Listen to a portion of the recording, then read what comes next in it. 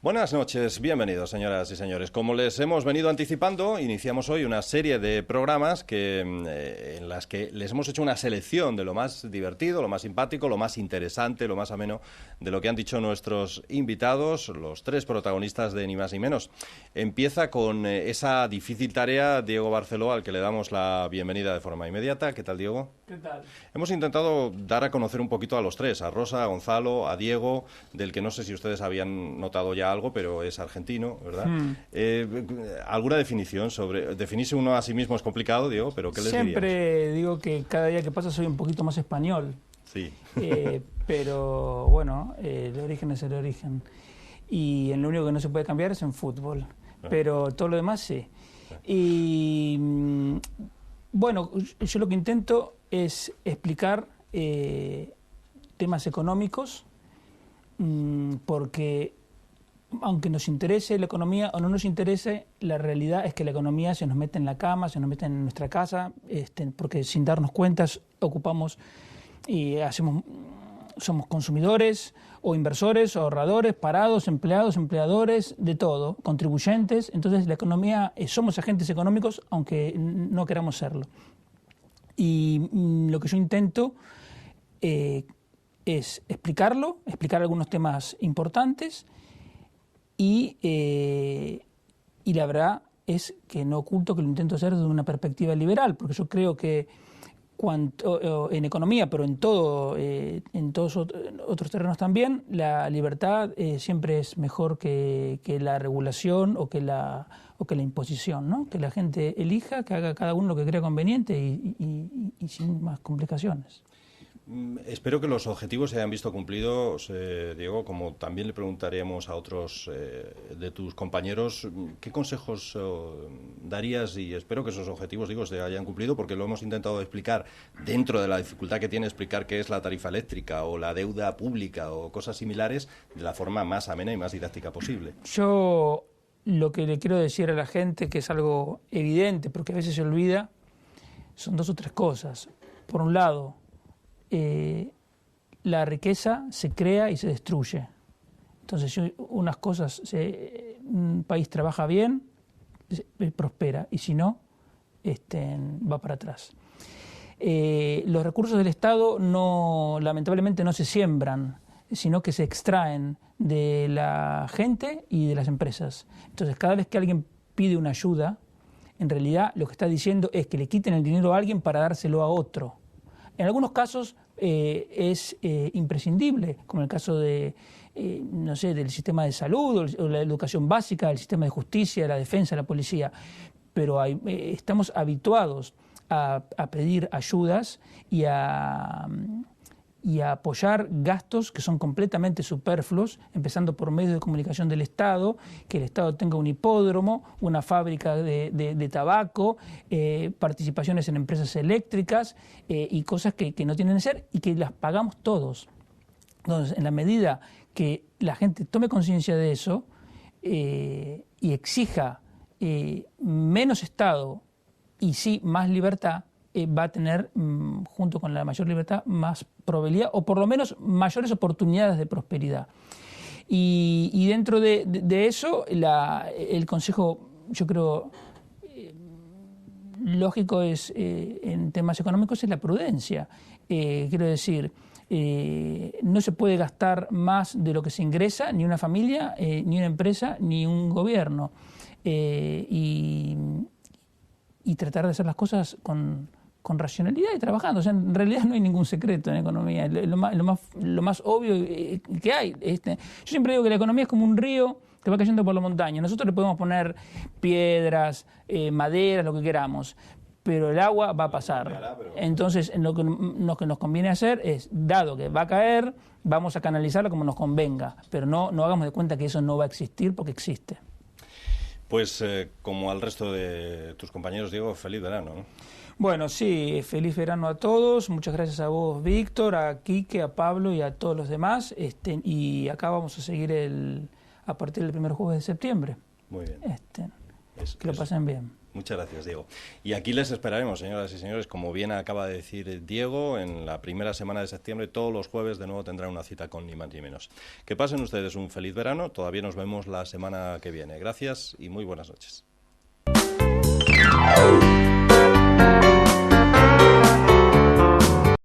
Como hecho, es llamativo porque es la primera vez en 64 años que ocurre. Ahora, dicho eso, cuando uno tiene en cuenta también no solo la evolución del salario, sino la inflación, uno advierte que en realidad la cosa poco ha cambiado a lo largo de los últimos 4 años, porque a lo largo de esos últimos 4 años el salario ha perdido capacidad de compra en torno a un 2% cada año, y por eso en los últimos 4 años perdió casi un 8% de poder adquisitivo. Entonces, es un salario con el que se pueden comprar menos cosas. Es un hecho. Desde que comenzó la crisis trabajamos más, quienes logran tener empleo, y cobramos menos. Pero además existe una cada vez mayor brecha entre diferentes sectores profesionales e incluso entre regiones. Hasta en la evolución de los salarios a la baja en los últimos años se ve cuáles son las regiones más pobres y las más ricas en nuestro país. Si nos fijamos en el mapa de España, solo 4 comunidades autónomas presentaron en el 2013 un salario medio superior al de todo el país, 1.634 euros al mes. Estas son el País Vasco con 1.984 euros, la Comunidad de Madrid con 1.903, Cataluña con 1.743 y Navarra con 1.727 euros. Le sigue de forma inmediata Asturias con 1.588 euros al mes, pero ya por debajo de la media nacional. En el otro extremo, Canarias y Extremadura son las únicas autonomías con salarios inferiores a los 1.400 euros. De lo anterior se desprende una brecha máxima de 649 euros mensuales, unos 7.788 euros por año, entre la mayor remuneración, la del País Vasco, y la más reducida, la de Extremadura, con 1.335 euros. Es decir, que un asalariado vasco percibe, de promedio, un 48,6% más que un extremeño. O dicho de otra forma, lo que percibe un trabajador medio extremeño en todo un año es lo mismo que ingresa un asalariado promedio en el País Vasco en poco más de 8 meses. Entre el 2008 y 2013 la capacidad de compra del salario medio se redujo en todas las regiones. En 9 comunidades autónomas el deterioro del salario real superó el 5%, entre ellas Asturias, con un 5,4%. Es una brecha que ha tendido a ampliarse. Digamos, el País Vasco normalmente, y en 2013 también, mostró el mayor nivel salarial, con casi 2.000 euros por mes. En el otro extremo están Extremadura y las Islas Canarias, con un poco menos de 1.400 euros por mes. Ahora, esta brecha se ha ampliado, porque la diferencia que hay ahora entre el País Vasco y Extremadura, hace unos años era un poco menor. Entonces, se ha ampliado, como digo, la dispersión regional del salario promedio. Si dividimos la economía en los 3 grandes sectores que más peso tienen en el mercado español, industria, construcción y servicios, encontramos que el salario medio industrial, donde se incluyen también las actividades extractivas y aquellas vinculadas con la energía, es el más elevado y el único que no dejó de aumentar en cada uno de los años de crisis económica. En cambio, tanto en la construcción como en los servicios el salario fue más bajo que la media nacional, con 1.613 y 1.591 euros por mes, respectivamente. Esto equivale a decir que un trabajador medio en la industria obtiene en poco más de 10 meses lo mismo que un asalariado medio en los servicios al cabo de un año completo. Sin embargo, a pesar de estos datos, el panorama resulta muy diferente cuando tenemos en cuenta la variación de los precios al consumo, descontando el cual podemos conocer la evolución del poder de compra real de los salarios. Desde esta perspectiva se observa que el salario medio de la economía perdió capacidad de compra en cada uno de los últimos 4 años en una medida muy similar, entre un 1,7 y un 2% cada año. No obstante, esta pérdida de poder adquisitivo no se da por igual en todas las empresas españolas.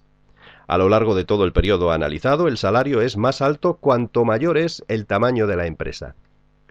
Las tres actividades cuyo salario medio más se deterioró a lo largo de la crisis económica fueron las tareas administrativas, con una pérdida acumulada del 12,7%, hostelería con un menos 10,6% y sanidad y servicios sociales con un menos 9,8%.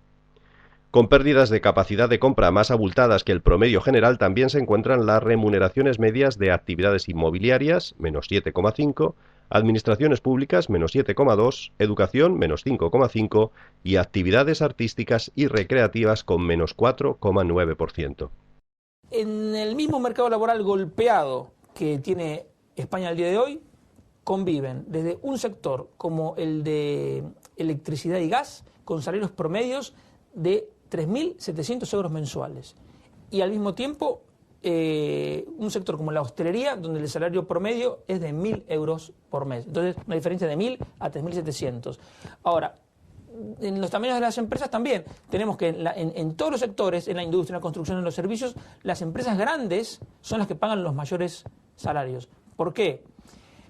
Porque son las empresas que tienen una mayor cantidad de capital invertido por trabajador y la productividad es mayor. Entonces, para que la gente le quede claro, desde que el mundo es mundo, el salario depende exclusivamente de la productividad, y la productividad a su vez depende del capital que hay invertido atrás de cada puesto de trabajo. Pero donde más se aprecia la brecha salarial, según este estudio de Barceló y Asociados, publicado por ADECO, es cuando el salario medio de España es comparado con el de cada uno de los demás miembros de la Unión Europea. El salario medio ordinario bruto en los 28 países de la Unión Europea fue en 2013 de media de 1.972 euros mensuales. Así, la remuneración media española resulta un 17,1% más baja. En términos absolutos, la diferencia es de 338 euros al mes o unos 4.056 al año. Pero como el que no se consuela es porque no quiere, mucho peor están en otros países europeos.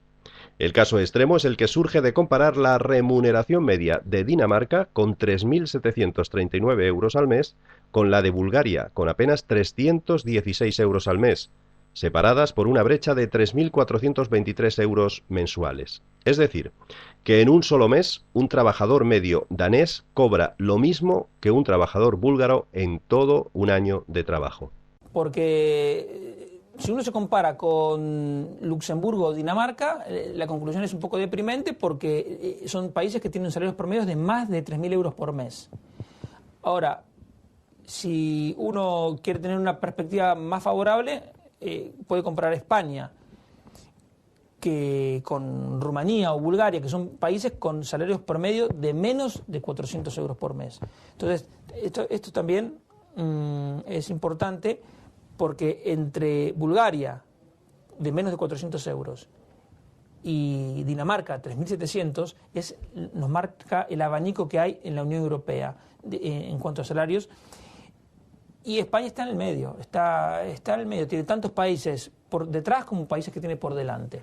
¿Cuál será la evolución de los sueldos de quienes tienen la fortuna de haber firmado un contrato laboral? Los investigadores de Barceló y Asociados creen que en un país como el nuestro, con una elevada tasa de paro, que además no parece que vaya a descender de inmediato, las predicciones son difíciles y no parecen muy alentadoras. El futuro no es muy esperanzador, pues los expertos creen que los salarios continuarán bajando. El salario ha perdido poder de compra en cada uno de los últimos 4 años.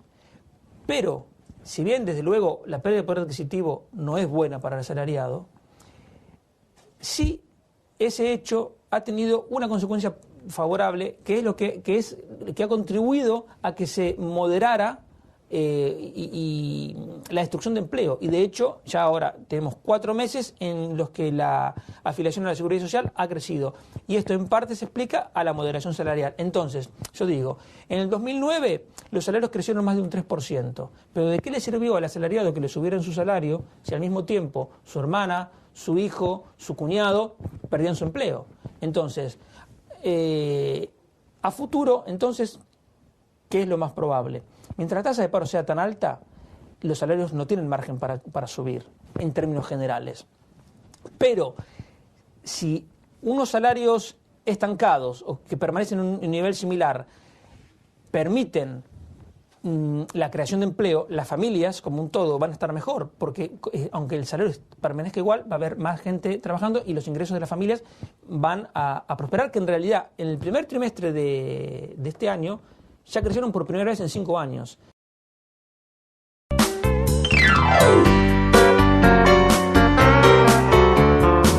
En primer lugar, ¿qué es la deuda pública? Y bueno, como todos los asuntos complejos, hay más de una definición.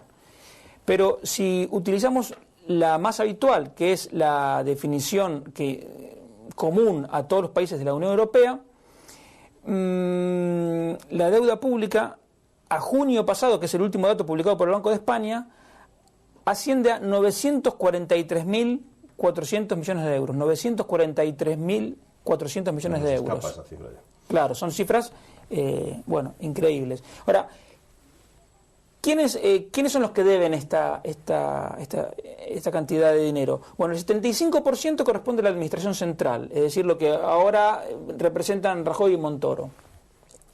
Un 20% las comunidades autónomas y el 5% restante las corporaciones locales, es decir, los ayuntamientos, las diputaciones, etcétera. ¿Y cómo se compone esta deuda? Bueno, el 80%, estoy siempre hablando de números redondos, 80% son los títulos que emite el Tesoro. Por eso estamos siempre, como hoy mismo, conociendo noticias sobre las colocaciones de títulos que hace el Tesoro. Sí, sí. Y el 20% restante son préstamos bancarios. Ahora, desde otro ángulo, es decir, desde la duración, el plazo que tiene esa deuda, la composición es buena porque simplemente el 10% es de corto plazo y el 90% restante es de largo plazo. Si nos queremos poner, digamos, catastrofistas, pesimistas, podemos decir que en realidad la deuda es mucho más alta, porque hay que sumar, en primer lugar, 130.000 millones de euros que las administraciones se deben entre sí. Y además habría que sumar alrededor de 5.000 millones que son las facturas pendientes de pago a proveedores, que a pesar de que este gobierno ha reducido enormemente esto, con los dos planes de pago a proveedores, bueno, como esto es algo dinámico, siempre quedan facturas pendientes de pagar y más o menos se pueden estimar en esos 5.000 millones, millón más, millón menos.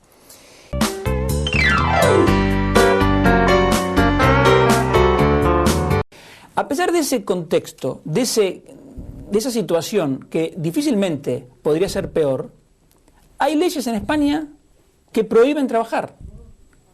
Y concretamente es el caso de la Ley de Horarios Comerciales. A ver, explícanos eso. Por ejemplo, usted tiene un supermercado y dice, bueno, para atender bien a mis clientes voy a abrir de 7:30 de la mañana a 11 de la noche. No puede, porque la ley dice que tiene que abrir hasta 90 horas por semana de lunes a sábado. Otro señor tiene una carnicería y dice, voy a abrir 2 domingos por mes para ver si vendo un poco más. Pues no puede tampoco, porque de los 60 domingos y festivos que tenemos cada año, la ley obliga a cerrar 50. Entonces, la ley no solo prohíbe, sino que además es arbitraria. Por ejemplo, si usted tiene una tienda de ropa en un aeropuerto, la puede abrir cuando quiera. Si usted la tiene en otro sitio, no. Está sujeto a las restricciones antes mencionadas. Si usted tiene una panadería o una floristería, puede abrir cuando quiera. Si usted tiene una carnicería o una zapatería, pues no. Es verdad también que esta ley ha mejorado un poco el último año, porque hasta el año 2012 solo se permitía la apertura durante 72 horas a la semana y eso se amplió a 90, y se permitía la apertura en 8 domingos y festivos y eso se amplió a 10. Pero la pregunta que no me puedo responder es la siguiente. Si el gobierno advirtió que es más conveniente la libertad de horarios, ¿por qué en lugar de reducir las prohibiciones directamente no abolió la ley? Digo, si esta ley es inconveniente, la eliminamos, no atenuamos sus malos efectos.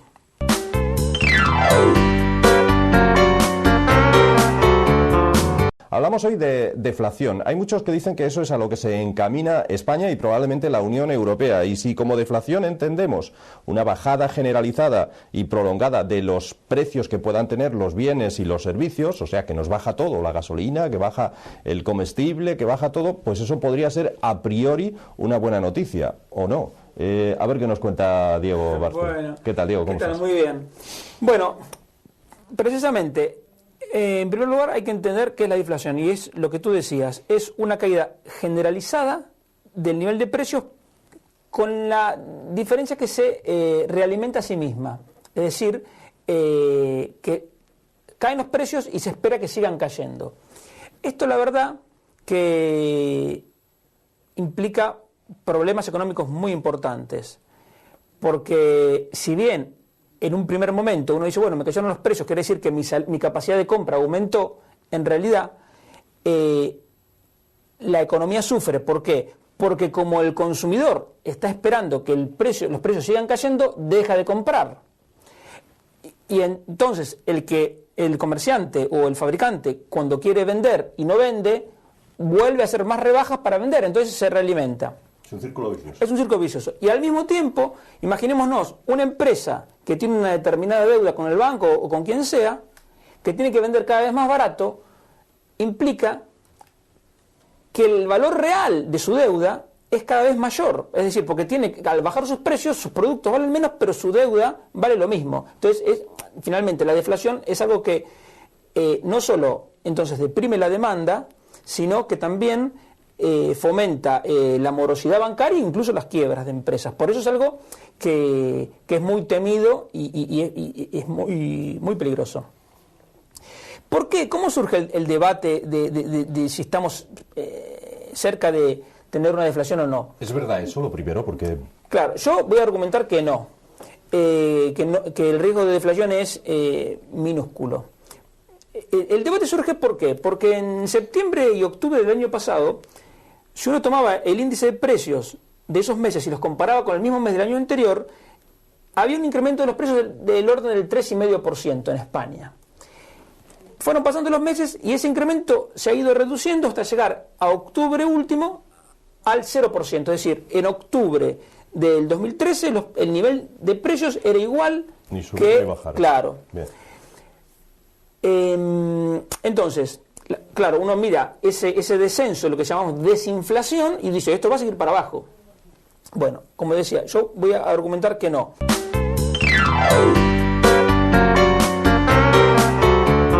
Diego, que algunos apartados, como por ejemplo todo lo relacionado con cultura, paguen menos IVA, como se ha estado haciendo, no sé si todavía se hace incluso un poco para potenciar ese sector, ¿te parece lógico que hagamos excepciones o no? A ver, la verdad es que lo ideal sería una alícuota única y baja para todo, porque, insisto, si es verdad, la cultura en general puede tener argumentos a favor de un trato preferencial, pero y la salud también, y la alimentación también, y la educación también, y entonces todo.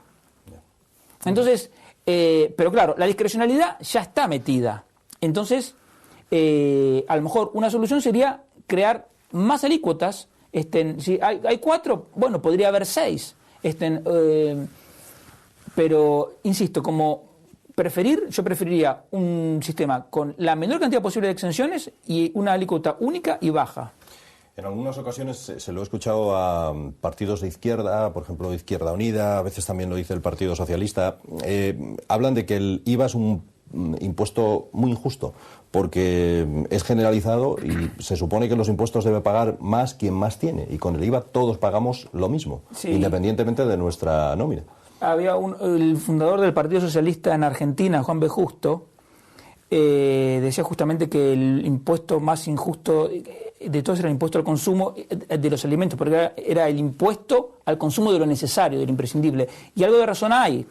Por eso, de hecho, los alimentos no pagan aquí el tipo general, sino el reducido. Y en algunos casos el súper reducido. Sí, digamos, lo que pasa que también es verdad que no hay que mirar solo, digamos, no es el único impuesto. La injusticia que lleva implícito, que llevaría implícita un tipo único de IVA para todos los productos, se corregiría a través del IRPF, porque estoy seguro que la gente que consume básicamente alimentos, aunque paga lo mismo que un rico en lo que se refiere al IVA, no paga nada de IRPF. Entonces eso se puede corregir por ahí. Pero de todas maneras, si el problema es ese, para llegar, y si quieres llegar a un sistema mejor, se podría hacer una alícuota adicional para bienes de lujo, pero ojo, siempre y cuando se rebaje otros, porque si no sería pagar más impuestos todavía.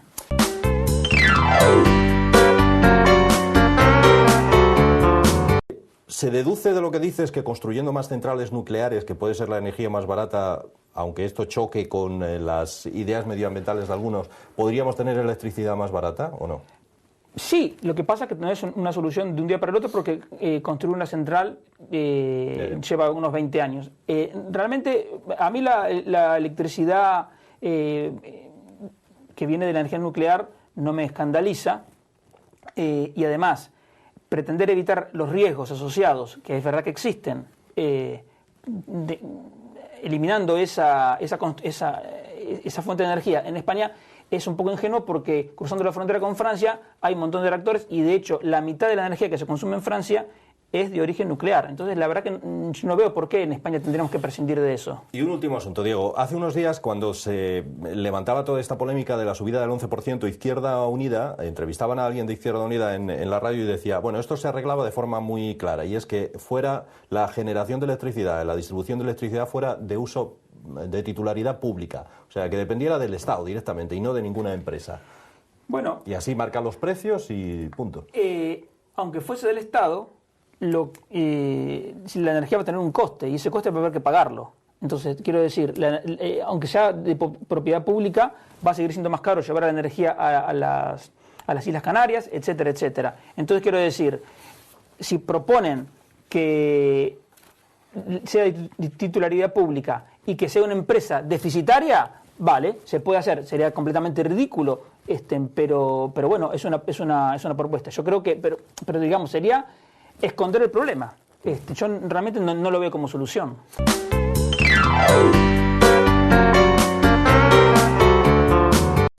Entonces, una vez más, la mala noticia es que va a significar una reducción de las pensiones.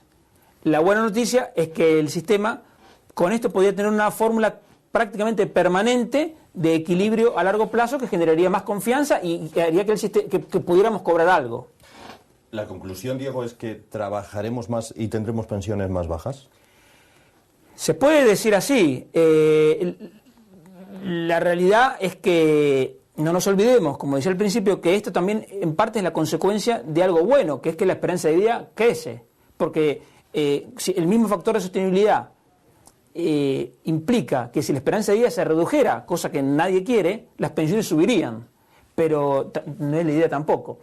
En definitiva, yo diría que esta reforma, y sobre todo el factor de sostenibilidad,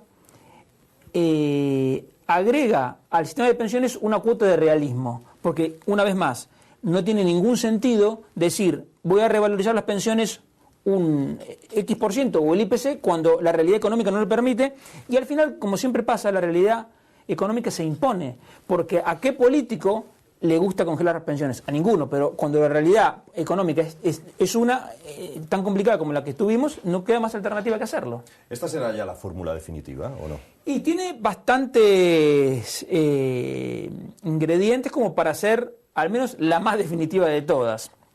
Después, una vez más, la realidad económica lo irá diciendo, porque también la situación demográfica después puede terminar siendo mejor o peor incluso de lo previsto.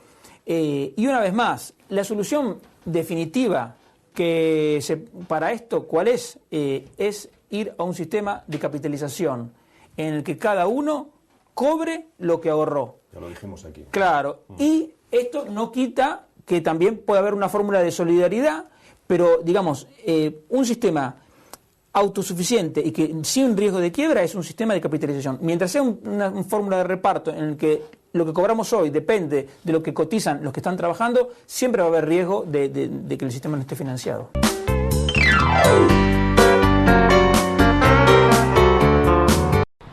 lo sé, me imagino que el que tenga las 8 horas protestará, pero igual es justa, no te lo puedo decir, no lo sé.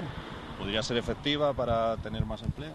Igual sí, no lo malo es que conlleva una rebaja de salario también. Claro, se hace claro, por lo que te digo, que el que tiene un trabajo de 8 horas no va a querer. Es una decisión un poco complicada. Que trabaje menos para... Trabajar todos en lugar de 8, 4 horas y así... Me parecería bien. Me parecería bien, sí. Lo malo que conlleva también una rebaja de sueldo. Efectivamente, pero habrá todo el mundo que apretarse un poco el cinturón y que no lo sufran unos y otros sigan como si nada, ¿no? Ojalá, lo bueno sería que todos tuviéramos un empleo de 8 horas y si no puede ser, pues no creo que sea la solución esa. ¿Por qué? Porque no te da para vivir con un sueldo de 4 horas, ¿no?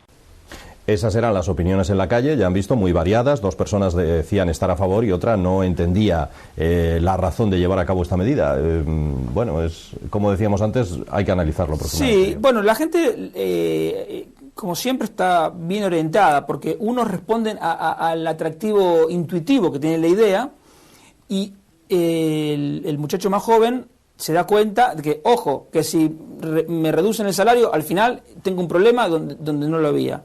Entonces, una vez más, ¿qué es posible el pleno empleo, que es un deseo generalizado? Pues sí, es posible, y reducir el paro es posible, pero para eso lo que tenemos que hacer es pedir las políticas razonables. En lugar de apoyar ideas equivocadas como esta, tenemos que limitarnos a pedir, una vez más, un ambiente propicio para invertir y crear empleo.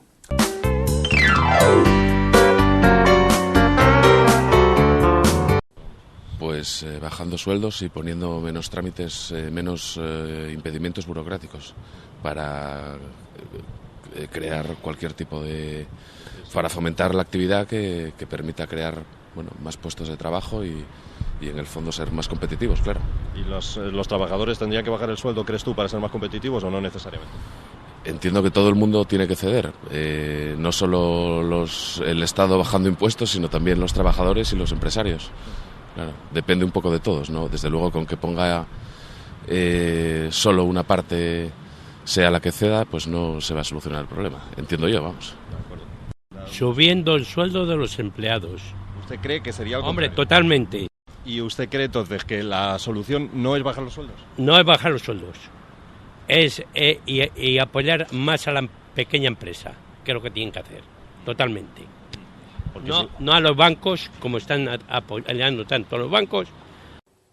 Bueno, pues ya ven ustedes que había opiniones para todos los gustos, pero por regla general muchos creen, Diego, que ser más competitivo, por eso decía yo antes que se encienden las alarmas, implica que tenemos que cobrar menos sueldo. Sí, a ver, si uno busca en el diccionario de la Real Academia competitividad, dice que es la capacidad de competir.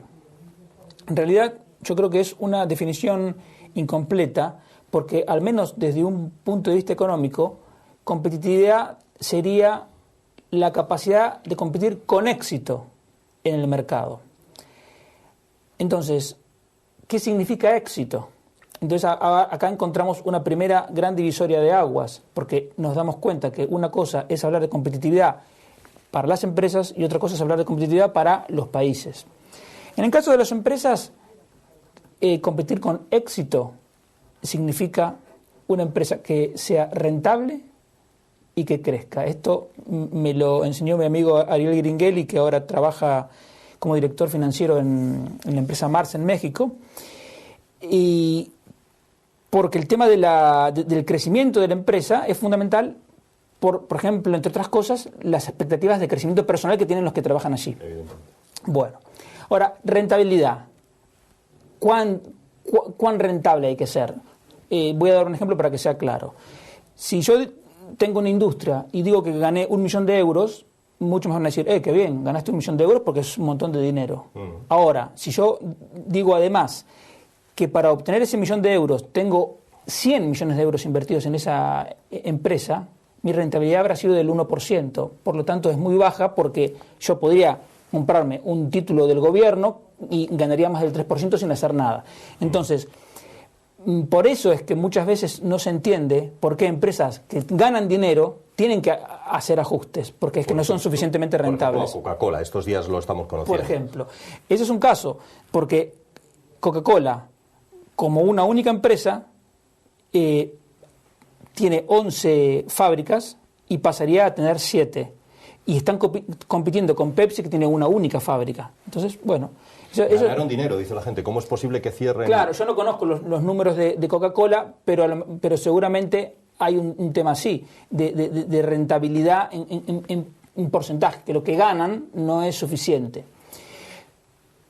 Pero, ¿qué tiene que hacer una empresa para ser rentable? Entonces uno podría decir, en primer lugar, ¿bajar los salarios? Pues no. Lo primero que tiene que hacer una empresa para ganar dinero es tener un buen producto.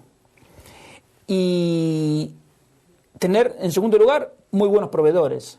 Y en algunos casos que es necesario reducir salarios, puede ser, sobre todo en un contexto de crisis. Pero si una empresa, por ejemplo, aumentar su producción y sus ventas un 10%, podría subir sus salarios un 5% y aún así sus costes laborales se habrían reducido como proporción de las ventas, porque los salarios habrían crecido menos que las ventas y que la producción. Por lo tanto, hay que desterrar esa idea de que para ser competitivo hay que bajar los salarios.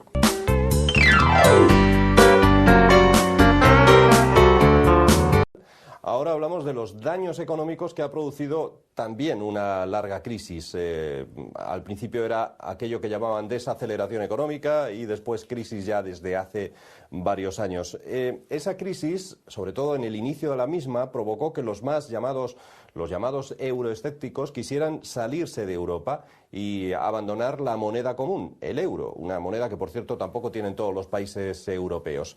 ¿Sería esa una solución para la economía española? Abandonar la moneda europea, el euro, volver, qué sé yo, supongo que a la peseta, y devaluar esa moneda, cosa que no se puede hacer mientras pertenezcamos a esa moneda única. Diego Barceló, ¿qué tal, Diego? ¿Cómo estás? ¿Qué tal, Víctor? Yo pensaba que esto era cosa del inicio de la crisis, pero hay gente que todavía sigue reclamando eso como solución. Yo Diego, recurrentemente sigo escuchando esa propuesta y en la medida de mis posibilidades voy a explicarle a la gente que abandonar el euro sería un enorme error y si además es para devaluar sería una suerte de saqueo contra la población española. A ver. La primera pregunta que tenemos que hacernos es la siguiente. ¿Es bueno que cada país tenga su propia moneda? Y mi respuesta es que depende. Si la moneda es el franco suizo o la libra esterlina, desde luego que sí. Pero si la moneda es el peso argentino o el bolívar de Venezuela, la respuesta es que no. Claro. Si nos fijamos en todas las monedas que existen en el mundo, deben ser unas 150 aproximadamente, no hay más de 10 o 12 que nosotros elegiríamos voluntariamente o que elegiríamos para tener nuestros ahorros o como un mecanismo de inversión. Son el dólar, además del euro, el dólar, la libra esterlina, el franco suizo, la corona sueca y alguna más. Un poco más, sí. Bueno, todas las demás monedas existen porque hay un gobierno que obliga a utilizarlas. Es decir, en Argentina la gente utiliza el peso argentino porque no tiene más remedio. Y lo mismo en Colombia, y lo mismo en Paraguay y en tantos otros países. Entonces, ¿cuál es la diferencia entre las monedas que elegiríamos tener voluntariamente y las que no? La diferencia es la calidad, que son unas monedas son de alta calidad y las otras son de baja calidad. ¿Y cómo nos damos cuenta que una moneda es de alta calidad? Nos damos cuenta porque los tipos de interés libres de mercado son normalmente más bajos y más estables que los de las otras monedas que tienen tipos de interés más altos y más volátiles. Entonces, una moneda de calidad no es algo que esté al alcance de cualquier país, no es algo que se consiga en 2 días o por firmar un decreto. De hecho, el franco suizo o el dólar, por ejemplo, y ni que hablar la libra esterlina, son monedas que tienen historias mucho más que centenarias por detrás. Entonces, España hizo lo correcto al entrar al euro, porque en lugar de haber esperado décadas, o visto lo visto, siglos, hasta tener una moneda de calidad, de manera casi mágica, pasó a tener el euro que, como digo, es una moneda de calidad. gracias a los tipos de interés reducidos que el euro nos permitió acceder, hubo mucha gente que pudo comprar una vivienda y hubo muchas empresas que pudieron internacionalizarse. Ahora, que luego se generó un exceso de endeudamiento, es verdad, pero eso no es culpa del euro, eso fue culpa de un gobierno que no atendió las advertencias que se le hicieron para poder evitar lo que luego pasó. El que quiera profundizar en este tema puede mirar en la página web del Fondo Monetario Internacional el informe sobre España de junio del 2006 y ahí está explicado lo que dice el Fondo Monetario Internacional y lo que le responde el gobierno. Y además la prueba más evidente de que el euro no es el culpable de la crisis es que Alemania, Austria, Finlandia, Holanda también tienen el euro y no tuvieron crisis.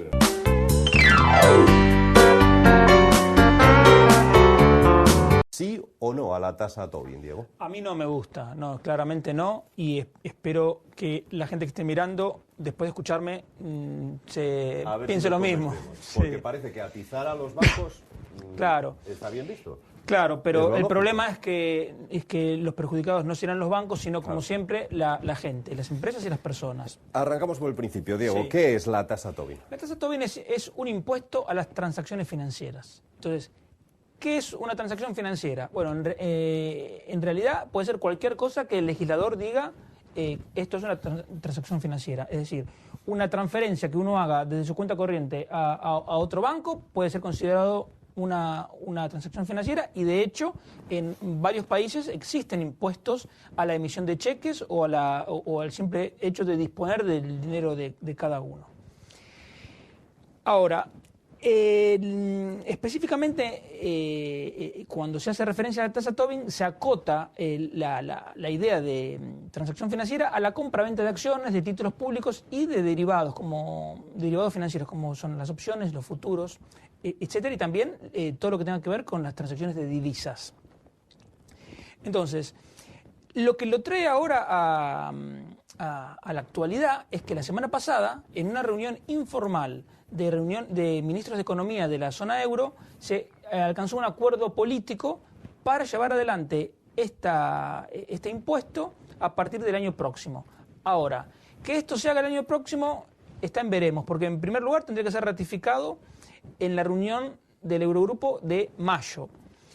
Y después tienen que arreglar varias cuestiones, como por ejemplo, quién lo recaudaría, qué se iría con el dinero, y luego exactamente de qué alícuota tendría el impuesto y qué alcanzaría que estaría exento. En principio, la idea sería ponerlo primero solo la compra-venta de acciones, para luego gravar a los títulos públicos y los títulos de deuda privada. Sí, perdón. Diego. Sí, no. Entonces, este tema de la tasa Tobin es algo que por lo cual suspiran los colectivos antiglobalización, antisistema, en general la izquierda y bueno, pero a todas las personas que como yo creemos que sería más conveniente que hubiera menos impuestos y que la intervención del Estado fuese menor, esto es algo que no nos gusta. La cosa paradójica que tiene este acuerdo político que se llegó la semana pasada es que no conformó a nadie.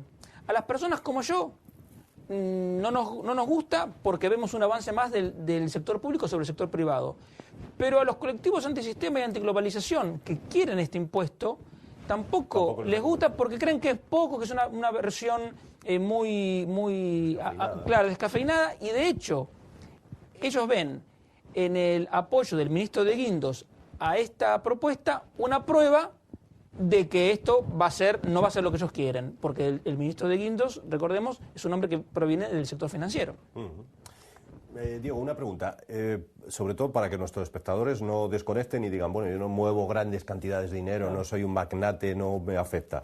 Sí. ¿Es así? ¿Nos afecta a todos? ¿Tengamos más o menos dinero? ¿Seamos parados, trabajadores, empresarios, jubilados? Esa es la gran trampa de este tipo de cosas, que los que lo proponen lo hacen para supuestamente atacar a los especuladores, al sector financiero, pero en realidad los perjudicados van a ser, en primer lugar, todos los ahorradores pequeños ahorradores, porque seguro que mucha gente que nos está mirando tiene un plan de pensiones, y ese plan de pensiones compra acciones y compra títulos de deuda, y eso va a pagar un impuesto. Entonces, la rentabilidad de su plan de pensiones y de su fondo de inversión va a ser inferior por culpa de este impuesto. Pero es que además, lo que consigue esto, y me estoy anticipando lo que iba a decir, es que esto provocaría una deslocalización, es decir, las transacciones que hoy se realizan en España o en los demás países europeos donde se aplicaría la norma, se pasarían a hacer a países donde no se aplicaría. Entonces, gente que hoy trabaja en el sector financiero perdería su puesto de trabajo. Entonces, al final, insisto, los perjudicados serían las personas y las empresas, y en primer lugar también los que perderían su puesto de trabajo.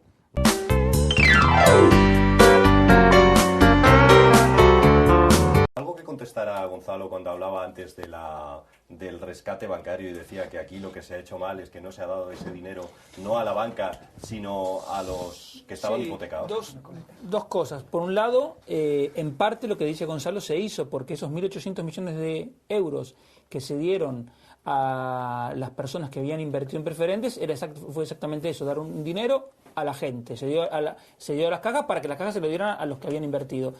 Y lo otro es que en realidad, si bien las hipotecas son las que ocupan los titulares y más espacio en los medios, no es el problema de la banca. El problema era básico, eran los créditos dados a las promotoras inmobiliarias. Entonces, pero las promotoras inmobiliarias son empresas que quebraron. Quiero decir, si uno estaba buscando el dato, pero ahora no lo encontré, pero sí, hablando de memoria, si la morosidad es el 15% en total de préstamos al sector privado, en las hipotecas es del 5% y en el crédito promotor es el 40%. Me estás dando la razón. No, porque el dinero habría que dárselo a las empresas promotoras. Pero es lo mismo. No, bueno, es lo mismo, el esquema vale igual. Pero una cosa es dárselo a un señor para que pague una hipoteca y se quede con sus hijos en su casa, que socialmente se puede ver más o menos, y otra cosa, al posero.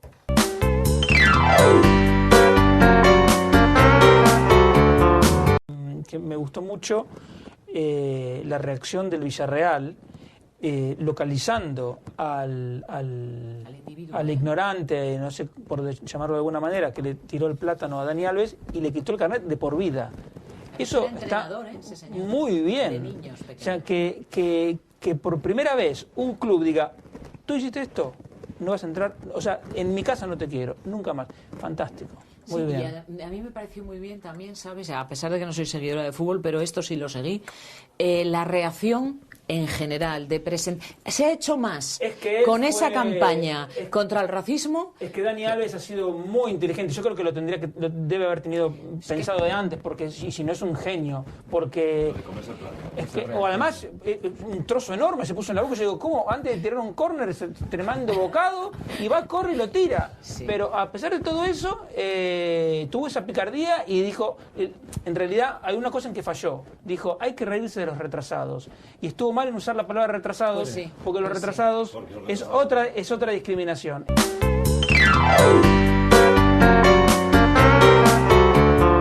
Pero hay otra frase de un dirigente también peronista, que creo que ya murió, Herminio Iglesias, que decía... Bueno, dijo varias en una campaña electoral, porque dijo, por ejemplo, yo voy a trabajar las 24 horas del día y si es necesario la noche también. Y también dijo, conmigo o sinmigo, vamos a hacer tal cosa. Bueno, Herminio fue un fenómeno. En fin. Bueno, yo no sé si es verdad que Carlos Menem dijo, síganme, no los voy a defraudar, estamos mal, pero vamos muy bien, y a continuación movió los papeles y dijo, perdón, me equivoqué de discurso. Eso lo citan como frase célebre también, no lo sé. No, lo que pasa es que, lo del síganme, no los voy a defraudar fue el lema principal de la campaña del 89, para mí tuvo razón, ganó, y a mí no me defraudó. Y el otro, estamos mal, pero vamos bien, en su contexto estuvo bien. Ahora, lo otro pasó, y es verdad, que está en YouTube, es fantástico, es muy simpático. Estaba leyendo y se dio cuenta que empieza a leer una cosa, y claro, no tenía que ver con el ámbito. Es como si estaba, por ejemplo, en la asociación de piragüistas y estaba hablando de astronomía. Y entonces Y entonces, claro, empieza a mover así, dice, perdón, me confundí el discurso, y lo dijo abiertamente, pero con una sonrisa, no hubo problema.